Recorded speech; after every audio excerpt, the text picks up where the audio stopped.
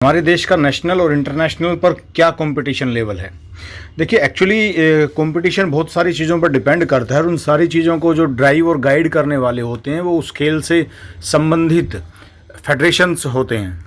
तो सबसे पहले तो हम इन फेडरेशंस के बारे में जान लें, चूँकि इंटरनेशनली अब हम अच्छा कंपटीशन देते ही नहीं हैं, बल्कि बहुत सारे गेमों में हम वर्ल्ड लीडर हैं। स्पोर्ट्स की अगर हम बात करते हैं तो अपोनेंट हमारे खिलाड़ियों के बारे में स्पेशल तैयारियां करके मैदान में आते हैं कि इंडिया के फ़लाँ शटलर हैं या इंडिया के फ़लाँ बॉक्सर हैं या रेसलर हैं, तो उनके अगेंस्ट वो स्पेसिफिकली अपने आप को प्रिपेयर करके आते हैं। तो ये एक अच्छी बात है, कंपटीशन लेवल हमारा बूस्ट हुआ है। हम लोग नेशनल लेवल पर भी हमारा कंपटीशन हेल्दी है और इंटरनेशनल लेवल पर भी हम लोग मेडल टैली में रहते हैं और टॉप पर भी आते हैं।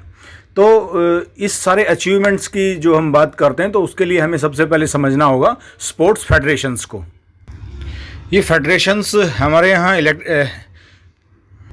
डेमोक्रेटिक वे में चलते हैं, इवन पूरी दुनिया में ऐसे ही चलते हैं। बाकायदा जितने भी पदाधिकारी होते हैं सालाना या उसके अकॉर्डिंग जैसे भी तय किया गया है उसके इलेक्शंस होते हैं और उसके पदाधिकारी जैसे चेयरपर्सन कौन है और उसके सेक्रेटरीज़ कौन है, उनके इलेक्शंस होते हैं बाकायदा। और उन इलेक्शंस के बाद ये तय होता है कि कौन इस फेडरेशंस को देखने वाला है।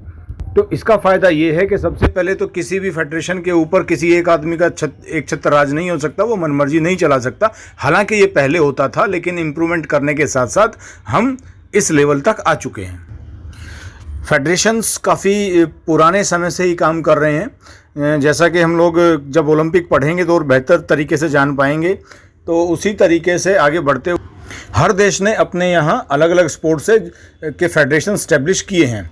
तो हमारे यहाँ भी जो फेडरेशन स्टैब्लिश किए गए आज़ादी के बाद, और चूँकि देखना ये था कि हम लोग बहुत गरीब देश थे, तो हमारी स्थिति कैसे बेहतर हो सकती है, इसके लिए समितियाँ बनाई गई, कमेटीज़ बनाई गई और उनके रिजल्ट्स के अकॉर्डिंग हमने फेडरेशंस फाउंड किए। और फेडरेशंस का जो है अलग संविधान होता है, अलग कॉन्स्टिट्यूशन होता है, और वो कैसे फंक्शन करने वाले हैं और उनका फाइनेंशियल एड वगैरह वो चीज़ें गवर्नमेंट के हाथ है। एक बार वो संविधान लिख दिया गया, गवर्नमेंट ने मंजूरी दे दी, तो उसके अकॉर्डिंग ही फेडरेशन अपने आप को रन करते हैं। फाइनेंशियल एड गवर्नमेंट की तरफ से उनको आता है।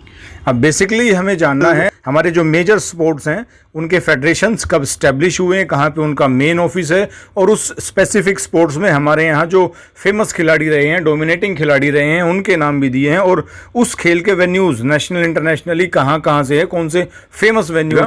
अब बात करते हैं कि फेडरेशंस का बेसिक जो काम है वो क्या है।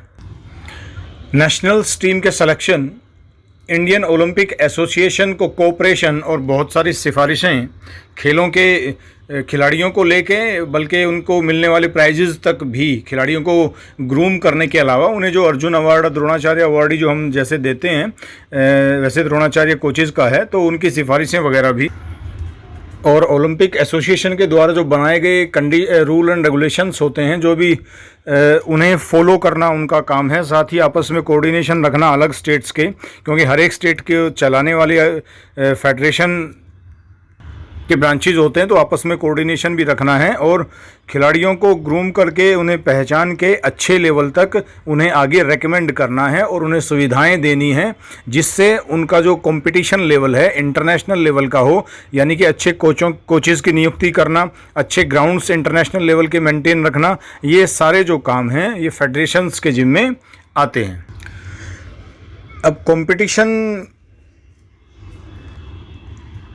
जिन टूर्नामेंट्स में बेस्ट है उनका थोड़ा जिक्र कर लेते हैं। एक्चुअली ये कई होते हैं वर्ल्ड वाइड, इनमें या तो वर्ल्ड कप एक मेजर आ जाता है, ओलंपिक्स आ जाते हैं, कॉमनवेल्थ आ जाते हैं, या कुछ स्पोर्ट्स में ग्रां प्री होते हैं, जैसे कि बैडमिंटन में हमारे, टेनिस में हमारे, या मोटर कार रेसिंग में है हमारे। तो ये कुछ मेजर टूर्नामेंट्स हो जाते हैं, उनके अलावा नेशनल वगैरह भी। अगला टॉपिक है हमारा खेलो इंडिया प्रोग्राम।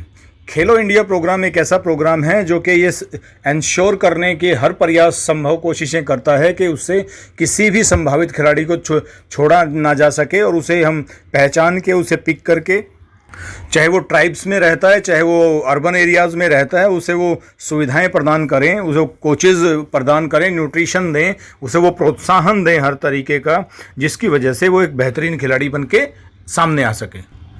31 जनवरी 2018 में प्रधानमंत्री श्री नरेंद्र मोदी जी के द्वारा इनकी उद्घोषणा की गई। ये बेसिकली इंडियन यूथ गेम्स हैं जिनको इम्प्रोवाइज किया गया है और इनका जो आधार है वो गुरु शिष्य परंपरा है। इसका जो फोकस है वो अंडर 17 स्कूल स्टूडेंट्स और अंडर 21 कॉलेज स्टूडेंट्स हैं, यानी कि ये सारा यूथ के ऊपर फोकस करता है और वहीं से उन खिलाड़ियों को बेहतर बनाने की कोशिश करता है। हर साल 1000 युवाओं को रिकॉग्नाइज किया जाता है जो अच्छे परफॉर्मर होते हैं और उन्हें अगले 8 साल तक 5 लाख रुपए स्कॉलरशिप दी जाती है ताकि वो अपने आप को ग्रूम कर सकें, बेहतर खिलाड़ी बना सकें और अपना देश का नाम रोशन कर सकें। इस प्रोग्राम के पहले इवेंट में हरियाणा ने टॉप किया था। इस प्रोग्राम के अंतर्गत ट्रेनर्स को भी ट्रेंड किया गया है, इंटरनेशनली लेवल पे अपग्रेड किया गया है ताकि वो लोग भी और बेहतर कंपटीशन तैयार कर सकें। इनके सिलेक्शन का क्राइटेरिया है कि जो स्कूल नेशनल गेम्स होते हैं वो फेडरेशन के टॉप, अगर किसी इंडिविजुअल गेम की बात करें तो टॉप 8 प्लेयर होते हैं, उन्हें सीधे एंट्री दी जाती है और उस खेल से संबंधित फेडरेशंस भी 4 खिलाड़ियों को सेलेक्ट करके आगे रेकमेंड करते हैं और सीबीएसई भी किसी एक खिलाड़ी को रेकमेंड करके आगे भेजती है क्योंकि सीबीएसई के भी अलग से गेम्स होते हैं और 2 वाइल्ड कार्ड एंट्रीज होती हैं। तो इस तरीके से सिलेक्शन क्राइटेरिया हमारा इस खेल प्रोग्राम के अंतर्गत खिलाड़ियों का आ जाता है। पहला ये इवेंट दिल्ली में शुरू हुआ था, फिर पुणे में हुआ, यानी कि 2018 में दिल्ली में हुए थे, 31 जनवरी से शुरू हुए थे और उसके बाद 2019 में पुणे में हुए थे, 2020 में गुवाहाटी आसाम में हुए थे। Archery, hockey, football, basket, volleyball, judo etcetera 16 game हैं टोटल जो इस इवेंट में परफॉर्म किए जाते हैं। Weight lifting, wrestling, shooting, judo, swimming. तो इस तरीके से ये सबसे लेटेस्ट हमारा स्पोर्ट्स के डेवलपमेंट का प्रोग्राम है जो टोटल ग्रास रूट लेवल पर काम करता है, खिलाड़ियों को प्रोत्साहन भी देता है, ट्रेनिंग भी देता है नए ट्रेनर्स को और उसके अलावा इस वर्ल्ड वाइड कॉम्पिटिशन के लिए अपने आप को तैयार करता है। बाकायदा प्रोत्साहन राशि भी दी जाती है और 1000 बच्चे चूज़ किए जाते हैं हर साल। तो एक बेहतर खेल प्रोग्राम है जो स्कूल लेवल से ही बच्चों के भीतर, खिलाड़ियों के भीतर एक अपने आप को ज़बरदस्त रूप से तैयार करने की, दुनिया पे छा जाने की भावना भर देता है।